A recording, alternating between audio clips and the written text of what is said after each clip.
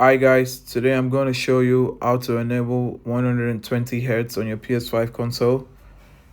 Don't forget to like and subscribe. Before we start, we need to ensure that our controller is connected. We see the controller blue light, we know that's connected. Now what we want to do is we want to go to settings on our PS5 console. Scroll to the right, go to settings. From settings, we want to go to screen and video. On the video output, we want to scroll down to 120 Hertz output. We want to put that on. So we're going to set that to automatic. Then ALLM, we want to put that on also. So we set that to automatic also. Now that we have that on, we want to go back and go to save data and game apps settings.